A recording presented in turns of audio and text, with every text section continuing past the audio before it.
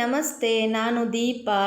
ಎಲ್ಲರೂ ಹೇಗಿದ್ದೀರಾ? ಎಲ್ಲರೂ ಚೆನ್ನಾಗಿದ್ದೀರಾ ಅಂತ ಭಾವಿಸ್ತಾ ಇದ್ದೇನೆ. ನಾನು ಸಹ ಚೆನ್ನಾಗಿದ್ದೇನೆ.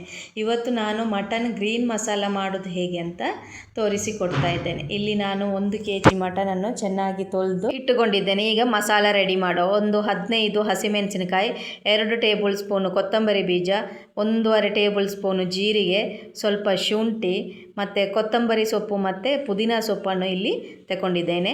ಮತ್ತು 1 ಟೇಬಲ್ ಸ್ಪೂನು ಪೆಪ್ಪರ್, ಒಂದು ಸ್ವಲ್ಪ ಹುಣಸೆ ಹಣ್ಣು, ಒಂದು 4-5 ಎಸಳು ಬೆಳ್ಳುಳ್ಳಿಯನ್ನು ಹಾಕಿ, ಮತ್ತೊಂದು 2 ಕ್ಯಾಶು ಹಾಕಿದ್ದೇನೆ. ಒಳ್ಳೆ ದಪ್ಪಾಗಿ ಗ್ರೇವಿ ಬರಲಿಕ್ಕೆ ಹಾಕಿ ಚೆನ್ನಾಗಿ ರುಬ್ಬಿಕೊಂಡಿದ್ದೇನೆ. ಕುಕ್ಕರಲ್ಲಿ ಸ್ವಲ್ಪ ಎಣ್ಣೆ ಇಟ್ಟು, ಎಣ್ಣೆ ಕಾದ ನಂತರ 1 ಪೀಸ್ ಚಕ್ಕೆ, ಲವಂಗ, ಪಲಾವ್ ಎಲೆ ಹಾಕಿದ್ದೇನೆ. ಹಾಗೆ 2 ಈರುಳ್ಳಿಯನ್ನು ಸಹ ಚೆನ್ನಾಗಿ ಫ್ರೈ ಮಾಡಿಕೊಂಡಿದ್ದೇನೆ. ನಂತರ ನಾನು ಇಲ್ಲಿ ತೊಳೆದಿಟ್ಟುಕೊಂಡಂಥ ಮಟನ್ ಹಾಕಿದ್ದೇನೆ. ಮತ್ತು 1 ಟೇಬಲ್ ಸ್ಪೂನು ಅರಶಿನ ಹುಡಿ, 1.5 ಟೇಬಲ್ ಸ್ಪೂನು ಉಪ್ಪು, ಶುಂಠಿ ಬೆಳ್ಳುಳ್ಳಿ ಪೇಸ್ಟ್ ಹಾಕಿ ಚೆನ್ನಾಗಿ ನಾವು ಮಿಕ್ಸ್ ಮಾಡಬೇಕು. ಇದಂದರೆ ಸ್ವಲ್ಪ ಹಸಿ ವಾಸನೆ ಹೋಗುವವರೆಗೆ ನಾವು ಚೆನ್ನಾಗಿ ಮಿಕ್ಸ್ ಮಾಡಿ ಬೇಯಿಸಿಕೊಳ್ಬೇಕು.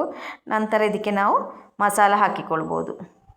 ಈ ಥರದ ಮಟನ್ ಗ್ರೀನ್ ಮಸಾಲ ಇಡ್ಲಿ, ಆಪಂ, ಸೇಮಿಗೆಗೆಲ್ಲ ತುಂಬ ಒಳ್ಳೆ ಕಾಂಬಿನೇಷನ್ ಆಗಿರ್ತದೆ. ನೀವು ಸೊಮ್ಮೆ ಮನೆಯಲ್ಲಿ ಟ್ರೈ ಮಾಡಿ ನೋಡಿ. ಈಗ ಚೆನ್ನಾಗಿ ಮಿಕ್ಸ್ ಮಾಡಿದೆ. ಅರಶಿನ, ಉಪ್ಪು ಎಲ್ಲ ಪೀಸಿಗೆ ಸರಿಯಾಗಿ ಮಿಕ್ಸ್ ಆಗಿದೆ. ಈಗ ನಾವು ಕರೆದಿಟ್ಟುಕೊಂಡಂತಹ ಗ್ರೀನ್ ಮಸಾಲವನ್ನು ಇದಕ್ಕೆ ಹಾಕುವ.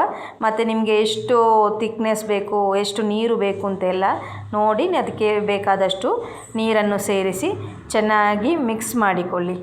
ಇಲ್ಲಿ ನಾನು ಈ ಹದಕ್ಕೆ ಮಾಡಿಕೊಂಡಿದ್ದೇನೆ. ಇಷ್ಟು ಗ್ರೇವಿಯನ್ನು ಮಾಡಿದ್ದೇನೆ, ಅಂದರೆ ನಾನು ಇಡ್ಲಿಗೆ ಯೂಸ್ ಮಾಡ್ತಾ ಇದ್ದೇನೆ. ಹಾಗೆ ಸ್ವಲ್ಪ ಗ್ರೇವಿ ಜಾಸ್ತಿ ಮಾಡಿದ್ದೇನೆ. ಎಲ್ಲ ಮಿಕ್ಸ್ ಆದ ನಂತರ ಕುಕ್ಕರಿನ ಮುಚ್ಚಳ ಮುಚ್ಚಿ 7 ವಿಶಿಲ್ ಮಾಡಿಕೊಳ್ಳಿ. ಮಟನ್ ಚೆನ್ನಾಗಿ ಬೆಂದಿರ್ತದೆ. ಸೊ ಹೀಗೆ ನೋಡಿ, ಸೂಪರ್ ಆಗಿದೆ ನಮ್ಮದು mutton green masala. Please like, share, comment and subscribe ಮಾಡಿ. Thank you.